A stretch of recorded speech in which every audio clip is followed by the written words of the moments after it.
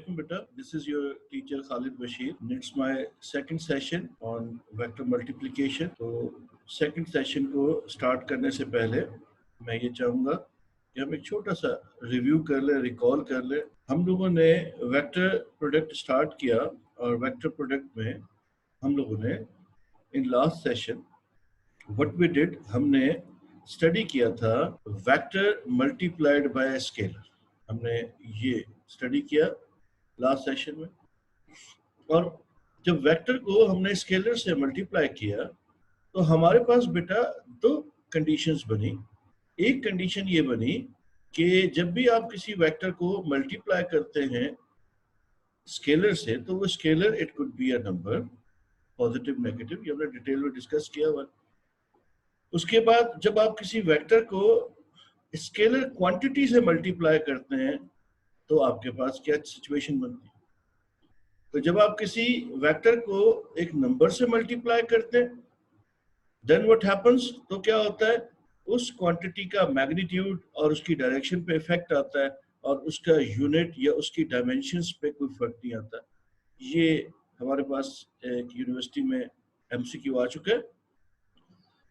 तो इसी तरह से जब आप किसी वेक्टर को मल्टीप्लाई करते हैं, फर्ज करते हैं P is equal to mv, ये अगर आपके पास एक सिचुएशन है और इसमें आपके पास v एक वेक्टर है और इस वेक्टर से आपने एक फिजिकल क्वांटिटी मास को मल्टीप्लाई किया, तो आप रिजल्ट में आपके पास एक नई फिजिकल क्वांटिटी आ रही है and you call that as momentum. अब देख लें आप वेलोसिटी की डायमेंशंस और यूनिट जैसे ही क्वांटिटी मल्टीप्लाई हुई वो चेंज होगी। तो इसका मतलब एमसीक्यूज के लिए हमने प्रीवियस सेशन में ये सीखा कि जब भी किसी वेक्टर को एक नंबर से मल्टीप्लाई करेंगे this won't affect its unit और dimensions but it can affect the direction and magnitude, ठीक है। और उसके बाद अगर हम ये सोचें कि जब हम किसी वेक्टर को एक क्वांटिटी से मल्टीप्लाई कर रहे हैं then what will happen, the result is a new physical quantity and the units and dimension of that physical quantity would change, but still the direction of the given vector यानी velocity इस case में और जैसे momentum है इनकी direction के ऊपर कोई इफेक्ट नहीं आया, वो डायरेक्शन सेम रही, ठीक है।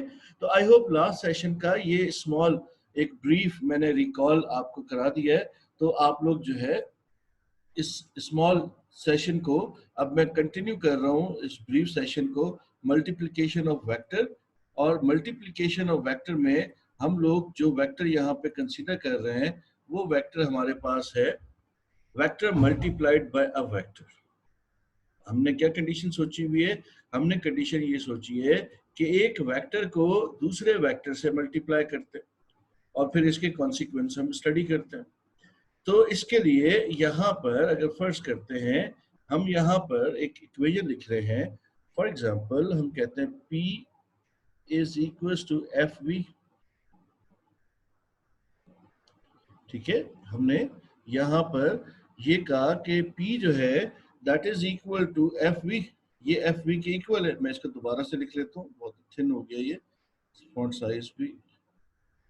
तो अगर हम इसको सोचते हैं तो हम कहते हैं जी फोर्स एक वेक्टर है, इसको हमने मल्टीप्लाई किया वेलोसिटी के साथ और हमारे पास जो यहाँ पर एक रिजल्ट आ रहा है वो एक स्केलर क्वांटिटी, ठीक है। यानी जैसे हमने एक वेक्टर को नंबर से मल्टीप्लाई किया था तो हमारे पास दो सिचुएशंस थी, यानी स्केलर से मल्टीप्लाई किया था तो दो सिचुएशंस थी। तो ऐसे ही जब वेक्टर को वेक्टर से मल्टीप्लाई कर रहे हैं अगेन दो सिचुएशंस हैं। एक सिचुएशन ये है कि हमारे पास जो प्रोडक्ट है, जो उस मल्टीप्लिकेशन का जो हमारे पास आउटकम है वो आउटकम एक स्केलर क्वांटिटी होगा। और दूसरा हमारे पास ये है कि अगर दो वेक्टर्स मल्टीप्लाई हों तो उनका रिजल्ट जो है वो हमारे पास क्या आ सकता है, उनका रिजल्ट हमारे पास एक वेक्टर आ सकता है। फॉर एग्जांपल अगर हम यहाँ पे एग्जांपल के तौर पे कंसीडर करें L is equals to R cross P,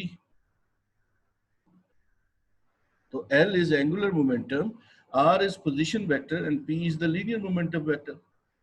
तो यहाँ पर आपके पास दो वेक्टर, ये मैं शेड कर रहा हूँ ग्रीन कलर से, दो वेक्टर्स मल्टीप्लाई हुए और रिजल्ट भी आपके पास जो है एक वेक्टर आ रहा है। तो दो तरह की मल्टीप्लिकेशंस को आपने यहाँ पर एविडेंस किया। अब इसी चीज को शायद मैंने आगे नेक्स्ट स्लाइड में भी इसको कंटिन्यू किया हुआ है। तो अगर हम, नहीं यहीं पर ही हमने इसको स्टॉप किया हुआ है। अब हम यहाँ से डॉट प्रोडक्ट की तरफ आए। आई होप इस प्रीवियस स्लाइड पे हमें कोई प्रॉब्लम नहीं है। हमने दो तरह की मल्टीप्लिकेशंस को डिफाइन कर दिया। एक है स्केलर, वेक्टर वेक्टर से मल्टीप्लाई होके स्केलर आउटकम आ रहा है, और एक वेक्टर वेक्टर से मल्टीप्लाई होके वेक्टर आउटकम आ रहा है। जब दो वेक्टर्स मल्टीप्लाई हो और उनका रिजल्ट एक स्केलर क्वांटिटी हो तो उसको हम स्केलर प्रोडक्ट कहते हैं। और जो मैथमेटिकल ऑपरेशन हम वहाँ यूज कर रहे होते हैं, उस मैथमेटिकल ऑपरेशन में हम जो सिंबल यूज करते हैं, अगर हम उस सिंबल को सोचें तो बेटा वो सिंबल हम यहाँ पर एक डॉट, ये मैं इसको हाईलाइट कर रहा हूँ, एक डॉट प्लेस कर रहे हैं। तो दैट इज व्हाई, यही वजह है कि कुछ किताबों में या कुछ जगहों पर हम इसको डॉट प्रोडक्ट भी कहते हैं, क्योंकि ये मैथमेटिकल वेक्टर ऑपरेशन को डिफाइन कर रहा है। ठीक है, तो अब आप इधर अगर देखें तो आपके पास जो सिचुएशन बन रही है, इस सिचुएशन में ए और बी दो वेक्टर्स हैं। अगर मैं ए और बी दो वेक्टर्स को यहाँ पे मेंशन करूं तो आप इनको आसानी से आइडेंटिफाई कर सकते हैं। ये वेक्टर हमारे पास ए है, ये वेक्टर हमारे पास बी है, और इनके बीच में जो एंगल है वो हमारे पास क्या है, वो एंगल है हमारे पास थीटा। ठीक है, तो मैं इनको हाईलाइट कर लेता हूँ, ज्यादा मुनासिब है। तो ये हमारे पास ए है, ठीक है, और ये हमारे पास बी है, और ये इनके दरमियान एंगल थीटा। अच्छा, एक चीज आपने हमेशा याद रखनी है, मैंने प्रीवियस किसी सेशन में भी डिफाइन किया होगा कि जब भी आपको एंगल्स मेजर करने हैं किसी भी दो वेक्टर्स के बीच में, तो रिमेंबर दैट वेक्टर्स की टेल्स को ज्वाइन किया जाता है। यानी अगर आप यहाँ पर देखें, ये मैंने शेड किया है, तो यहाँ पर अगर आप देखें तो यहाँ पर आपको ये टेल आपको वेक्टर्स की ज्वाइन होती हुई नजर आ रही है। ठीक है, ये बात याद रखना। यानी पॉइंट ऑफ ओरिएंटेशन दोनों वेक्टर्स का सेम होगा, स्टार्टिंग पॉइंट दोनों वेक्टर्स का सेम होगा। ये रूल है, मैथमेटिकल रूल है, ये रूल आपने भूलना नहीं है। Whenever you are measuring angle between two vectors, तो आप हमेशा दो वेक्टर्स की टेल को ज्वाइन करेंगे और उनके दरमियान जो इनर एंगल होगा, वो एंगल जो स्मॉलर एंगल है उसको आपने कंसीडर करना। ठीक है, अच्छा, अब फिर उसके बाद यहां पर जब हमने ये लिखा है A dot B, vector A, देखिए ऊपर वेक्टर के साइन बने हुए, ठीक है, ये वेक्टर के बेटा साइन ऊपर आपको बने हुए नजर आ रहे होंगे। मैं इसको थोड़ा सा जूम कर लेता हूँ ताकि हमें डिस्क्राइब करने में आसानी हो। ये हमने इसको जूम कर लिया है। तो ये हमारे पास वेक्टर ए है और ये हमारे पास वेक्टर बी है। तो इनके ऊपर विक्टोरियल साइन है, वेक्टर के साइन है। नाउ थिंक अबाउट दिस सी, इसके बारे में अगर आप सोचें तो आपके जहन में क्या बात आती है? भाई इसके ऊपर तो कोई वेक्टर का साइन नहीं है। इसका मतलब क्या है? इसका मतलब ये है कि ये एक स्केलर क्वांटिटी है। ठीक है, ये जो अभी हम बात कर रहे थे, P is equal to F dot V, ये अभी हमने बात की। तो दो वेक्टर्स मल्टीप्लाई हुए और उन दो वेक्टर्स की मल्टीप्लिकेशन से जो आउटकम हमारे पास आ रहा है, it's a scalar, power is scalar. ठीक है, तो बेटा यहां पर जो एक्सप्रेशन हमने लिखी है वो क्या लिखी? Two vectors, vector A dot vector B is equal to C. C is a scalar quantity, it's a number. ठीक है, ये कोई फिजिकल क्वांटिटी हो सकती है, कोई नंबर हो सकता है, डिपेंडिंग अपॉन द सिचुएशन। ठीक है, अच्छा, अब ये तो हम लोग जो है फाइंड आउट कर चुके हैं। ठीक है, अब मैं थोड़ा सा इसको इरेज कर रहा हूँ ताकि मुझे यहाँ पर लिखने के लिए स्पेस मिल जाए। अब बेटा इसके नीचे अगर आप ये जो फर्स्ट स्टेटमेंट मैंने अभी आपको एक्सप्लेन की है, अगर आप इसके नीचे एक स्टेटमेंट देखें, इस स्टेटमेंट को मैं अंडरलाइन कर रहा हूं, ये है C is equal to A B cos theta. अब इसमें इंटरेस्टिंग बात ये है कि ये मैं जिसको हाईलाइट कर रहा हूं वो ये ए एंड बी है। अब सवाल ये पैदा होता है, ए और बी से वेक्टर का साइन हट गया। ठीक है, ये जो वेक्टर के एरोज हेड बने हुए थे, ये एरो हेड हट गए, और हमें पता है जब ये एरो हेड नहीं होते तो वो किसको शो करते हैं? वो शो करते हैं मॉड को, यानी ये मैग्नीट्यूड ऑफ ए है, ठीक है, और magnitude of B is like this, ठीक है बेटा, ये आपके पास मैग्नीट्यूड्स आ गए। तो यहां से क्या आपने रिकॉल किया, या आपने फर्स्ट ईयर में पढ़ा है कि आपने जो यहाँ पे पहला वेक्टर लिखा हुआ है उसका मैग्नीट्यूड, ये जो दूसरा वेक्टर लिखा हुआ है उसका मैग्नीट्यूड आपने रखा, ठीक है, और ये जो थीटा है, that theta is the angle between the two vectors, ये दो वेक्टर्स के दरमियान जो एंगल है ये वो थीटा यहाँ पे आपने प्लेस कर दिया। तो जब आप इन तीनों क्वांटिटीज को मल्टीप्लाई करते हैं तो आपके पास एक स्केलर क्वांटिटी आ जाती है, और उस क्वांटिटी को यहाँ पर हम C से डिनोट कर रहे हैं, ठीक है। This is the one way to express a dot product, ठीक है, ये डॉट प्रोडक्ट को एक्सप्रेस करने का एक तरीकेकार है। अब हम इसको जो दूसरे तरीकेकार है उनकी तरफ अगर हम चलते हैं और हम अगर इनको देखें तो आपको बड़ी इंटरेस्टिंग सिचुएशंस नजर आएंगी। मैं यहाँ पर डायग्राम्स पे आ रहा हूँ और हम डायग्राम से सीखेंगे, फिर उसके बाद हम थ्योरेटिकल काम की तरफ जाएंगे। तो मैंने यहाँ पे क्या किया है, मैंने यहाँ पर अगर आप देखें तो ये आपके पास बेटा, ये आपके पास जो है वेक्टर बी है और ये वेक्टर ए है, रेड वाला, ठीक है। अब ये जो मैं हाईलाइट कर रहा हूं इसको, ये जो पोर्शन मैंने यहाँ पे ड्रॉ किया है, जितना हाईलाइटेड पोर्शन है, ये एक वेक्टर है, and that vector is technically the component of this vector B, ये इस बी का कंपोनेंट है, ठीक है। इसको आप लोग क्या कहते हैं, इसको आप लोग कहते हैं प्रोजेक्शन ऑफ बी अलोंग ए। आप देख लो, ये इसका यहां से मैंने परपेंडिकुलर फॉल कराया, ये हमने परपेंडिकुलर बी वेक्टर का परपेंडिकुलर ए पे फॉल कराया, और उसके बाद हमने क्या किया, हमने बी की projection which is B cos theta. तो जब मैं क्लास में इसको पढ़ा रहा होता हूं तो मैं बच्चों को यही बोलता हूं कि ये आपने बी को रिजॉल्व कर लिया, तो आप परेशान ना हो, इसलिए मैंने इसको बी एक्स से यहाँ पे डिनोट कर दिया। तो B x is equal to B cos theta, यहाँ पे हमने बी एक्स को बी कॉस थीटा के साथ रिप्रेजेंट कर दिया, ठीक है। तो इसमें परेशान होने की बात नहीं है। व्हाट आई डिड, मैंने बी की शेडो को, बी की प्रोजेक्शन को ए पे फॉल कराया, तो जो मैंने उस पे प्रोजेक्शन फॉल कराई है that projection is B cos theta. तो अगर आप अब इसके मैथमेटिकल फॉर्म को सोचते हैं, तो मैं इसको थोड़ा सा जूम आउट कर रहा हूं, I hope you people will not mind this. तो मैं इसको बेटा अगर थोड़ा सा, ये मैंने इसको जूम आउट कर लिया, ये थोड़ा सा इसको जूम करते हैं ताकि आप लोगों को क्लियर पिक्चर नजर आए। अब अगर आप देखें तो यहाँ पर हमने जो आपको मैसेज कन्वे किया है, हम उस मैसेज की तरफ आते हैं। हमने आपको ये कहा है, अभी हमने कहा था C is equal to A B cos theta. So what I did, मैंने यहाँ पे क्या किया, मैंने यहाँ पे बेटा जो A है उसको इस ब्रैकेट से बाहर लिख दिया और ये B cos थीटा बना लिया, जिसको मैंने अंडरलाइन किया। अगर इस B cos थीटा का इफेक्ट आप यहाँ पर इस डायग्राम पे सोचें तो this B cos theta is the projection of A, sorry projection of B along A, ठीक है। ये A के ऊपर B की प्रोजेक्शन फॉल करेगी, यानी B का कंपोनेंट है, ठीक है, आसान अल्फाज में। तो इसका मतलब ये बना कि ये इक्वेशन बनी C is equal to A into projection of B along A। अब इसको बेटा एमसीक्यूज में, यहाँ पर मैं शायद लिखना भूल गया हूँ, इसको हम लोग जो है एमसीक्यूज में कैसे डिनोट करते हैं। एमसीक्यूज में बेटा आपको जब ये ऑप्शन में नजर आएगा तो ये लिखा होगा C is equal to A into B x. अब वो बच्चे परेशान हो जाते हैं, वो बोलते हैं कि यार डॉट प्रोडक्ट में तो कॉस थीटा होता है, यहाँ तो कॉस थीटा है ही नहीं। तो यहाँ पर मैंने इस चीज को डिफाइन कर दिया है कि B cos theta is technically equals to B x. तो जो आपके पास एमसीक्यूज आते हैं, ये एबटाबाद के जो मेडिकल कॉलेज है, अयूब मेडिकल कॉलेज, उसके अंदर ये एमसीक्यू मुझे आज भी याद है। तो बच्चों को मैंने पढ़ाया था तो वो मुझसे उन्होंने शेयर किया था कि बी एक्स की फॉर्म में इस तरह से आपके पास जो है क्वेश्चन आया था, ठीक है। तो ये भी डॉट प्रोडक्ट है ना, इसको इस तरह भी रिप्रेजेंट किया जा सकता है। अब इसको एक और तरह से भी अगर हम रिप्रेजेंट करना चाहें तो हम रिप्रेजेंट कर सकते हैं।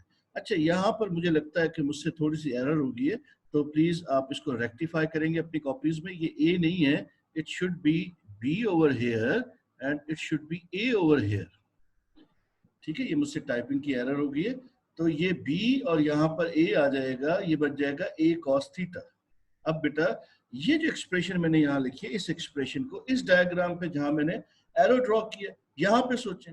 अब हमने क्या किया है, हमने ए की प्रोजेक्शन को बी पे प्लॉट किया। अब जो ए की प्रोजेक्शन हमने प्लॉट की है, ये मैं उसको हाईलाइट कर रहा हूं।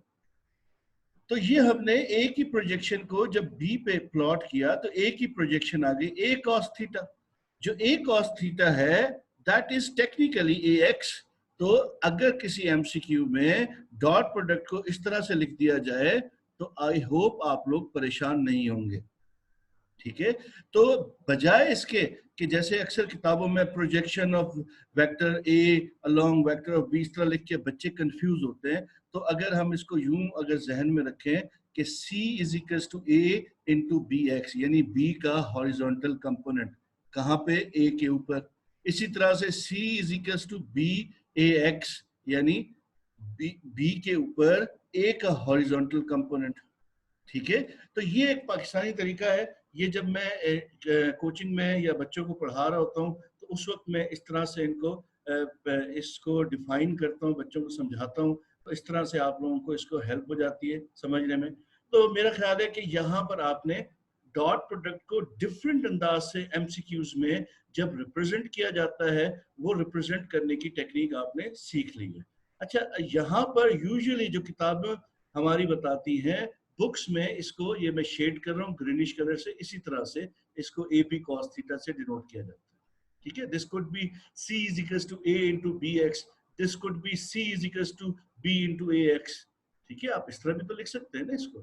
ठीक है, तो ये हमारे पास हो गया एक कॉन्सेप्ट। सही बेटा, आई होप इसमें हमें कोई इशू नहीं है, कोई प्रॉब्लम नहीं है। आप लोगों को ये मेरा मैसेज कन्वे हो गया है, मैंने डायग्राम से भी समझाने की कोशिश की है। और अगर आप इसको दोबारा से रिकॉल करें, दो वेक्टर्स हैं, उन दो वेक्टर्स को जब आप मल्टीप्लाई करते हैं और उनका आउटकम आपके पास एक स्केलर क्वांटिटी आती है, तो ऐसी प्रोडक्ट को आप स्केलर प्रोडक्ट कहते हैं या डॉट प्रोडक्ट कहते हैं।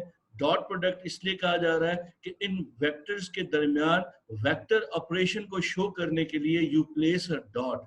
तो डॉट प्लेस करने की वजह से ये डॉट प्रोडक्ट के तौर पे मशहूर हो गया है, तो इसको डॉट प्रोडक्ट भी कहा जाता है। उसके बाद इन दो वेक्टर जिनको आप मल्टीप्लाई कर रहे हैं, तो इन दो वेक्टर्स के बीच में जो एंगल होता है that is always measured from the tales.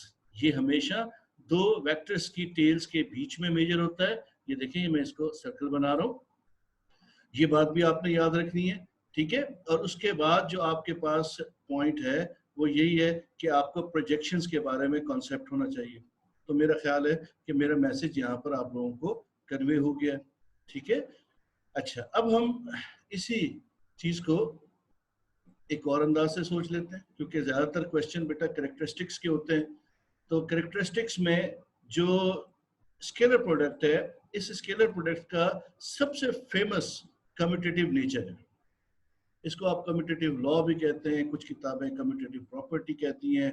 अच्छा, मैं इसको जो है कम्यूटेटिव नेचर कहता हूँ। हर एक के अपने अपना सोचने का अंदाज है, क्योंकि ये इसका मैथमेटिकल नेचर है, तो इसलिए हम इसको कम्यूटेटिव नेचर कहेंगे। अब कम्यूटेटिव नेचर है क्या?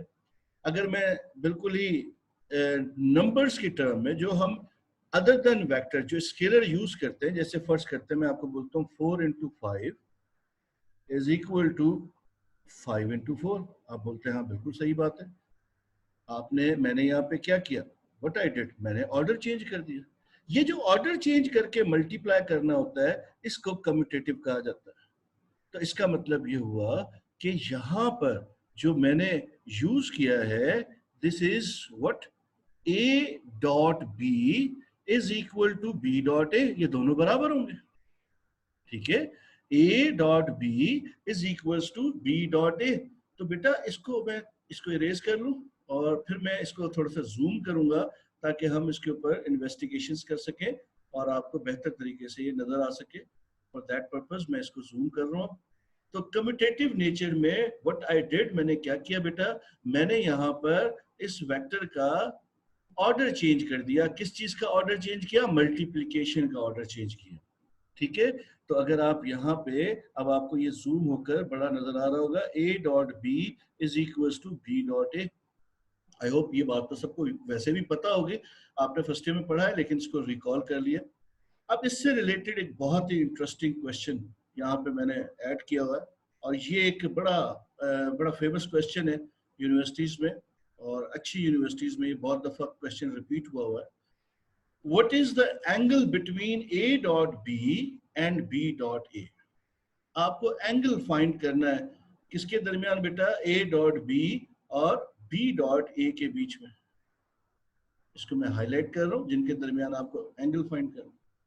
अब बड़ा इंटरेस्टिंग बात यह है यहाँ पे कि जनरली जो किड्स होते हैं, जो बच्चे होते हैं, वो क्या करते हैं? दे ऑप्ट दिस, वो 0 डिग्री को ऑप्ट कर लेते हैं। अच्छा, वो ये नहीं सोचते कि यहाँ पे स्टेटमेंट क्या दी हुई है। ये जो 0 डिग्री यहाँ पे जिसने भी ऑप्ट किया है, दैट इज इनकरेक्ट, ये गलत है बेटा। क्यों गलत है? अब देखें क्यों गलत है, इसको मैं जस्टिफाई कर रहा हूं।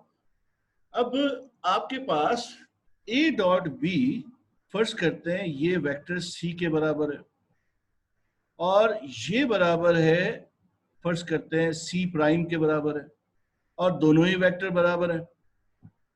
अब जरा मुझे बताइए, ये सी क्या है? ये स्केलर है। ये सी प्राइम क्या है? ये भी स्केलर है। क्या स्केलर की कोई डायरेक्शन होती है? हरगिज नहीं, स्केलर की तो कोई डायरेक्शन नहीं होती। तो इसका मतलब ये है कि ये 0 वाला ऑप्शन भी गलत है, 90 वाला भी गलत है, 180 वाला भी गलत है। भाई जब कोई डायरेक्शन ही नहीं है तो एंगल कैसे आएंगे? तो इसका जो अगर हम आंसर सोचें तो इसका आंसर बनेगा नॉट पॉसिबल। ठीक है, तो नन ऑफ दीज भी हो सकता है। नन ऑफ दीज टेक्निकली मेरे ख्याल से गलत होगा क्वेश्चन में अगर लिखा जाए, क्योंकि ये पॉसिबल ही नहीं है, इसलिए नॉट पॉसिबल की ऑप्शन करेक्ट है। तो आई होप यहाँ पर इसको दोबारा से एक दफा सोचें आप।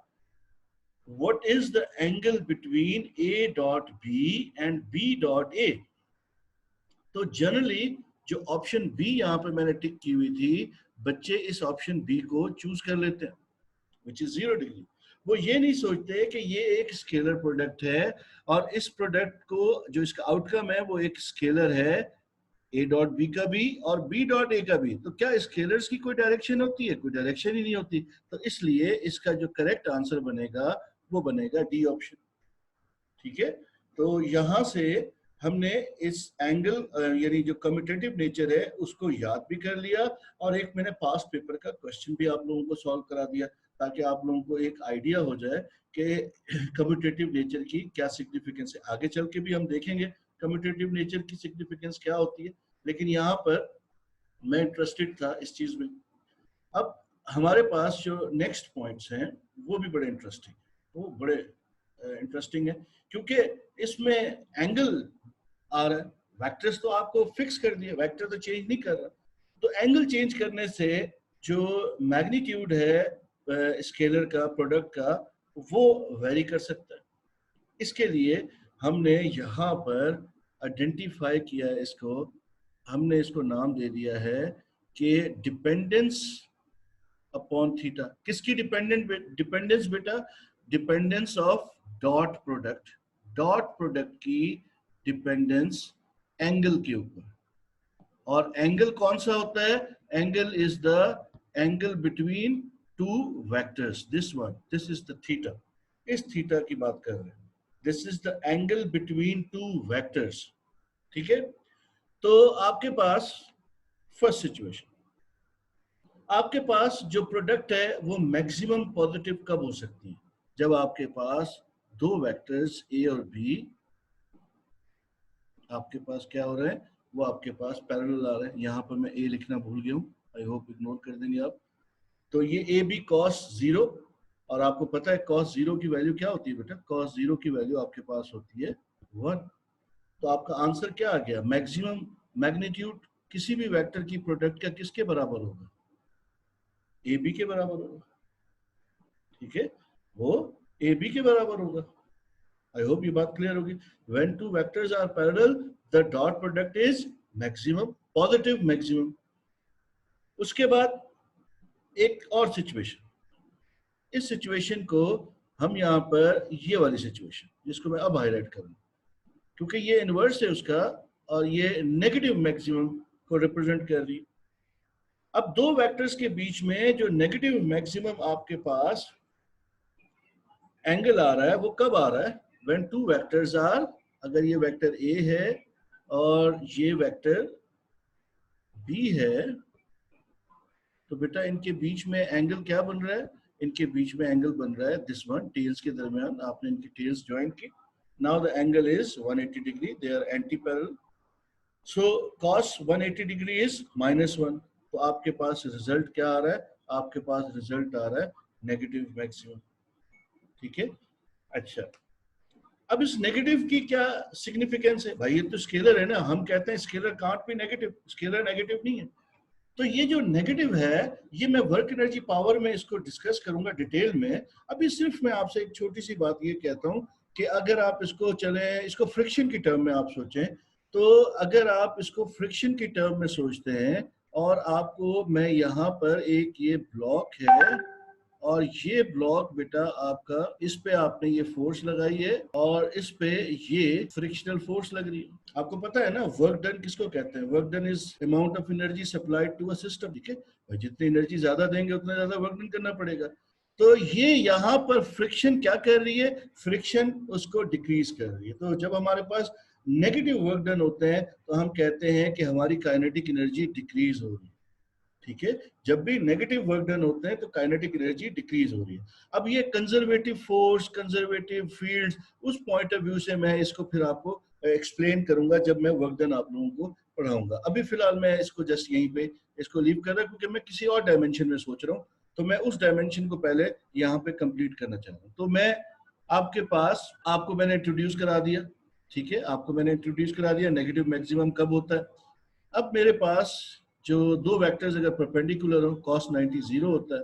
तो ये बात आपको याद भी है, बहुत दफा आपने अपने पेपर्स के लिए याद भी की होगी। ये वेक्टर ए है, ये वेक्टर बी है, ये ए है और ये बी है।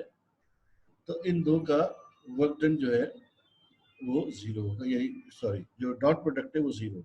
अब इसकी अगेन सिग्निफिकेंस क्या होती है ये हम वर्क एनर्जी पावर में सोचेंगे। अभी सिर्फ हम आपको तीन एंगल्स इंट्रोड्यूस करा रहे हैं। 0 डिग्री पे पॉजिटिव मैक्सिमम होगा और 90 डिग्री पे 0 हो जाएगा, 180 डिग्री पे क्या हो जाएगा? 180 डिग्री पे नेगेटिव मैक्सिमम हो जाएगा। अब यहाँ पर एक एमसीक्यू का पॉइंट बन गया। मैंने एमसीक्यू लिखा नहीं है, वो मैंने सोचा था कि मैं आप लोगों को एक्सप्लेन कर दूंगा। किसी भी डॉट प्रोडक्ट के लिए दो वेक्टर्स में थीटा बिटवीन टू वेक्टर्स, इसकी रेंज क्या हो सकती है? 0 डिग्री से लेकर 180 डिग्री की। ठीक है, 0 डिग्री से 180 के दरमियान में ये रेंज होगी डॉट प्रोडक्ट में। जब भी कोई भी दो वेक्टर आप उनके इन बिटवीन एंगल सोचेंगे बेटा, तो उसकी रेंज हमेशा 0 से 180 के दरमियान होगी। ठीक है, तो ये बात आपने याद रखी है, मैंने जान के इसको लिखा नहीं, मेरा ख्याल था कि बात आपको पहले से पता होगी।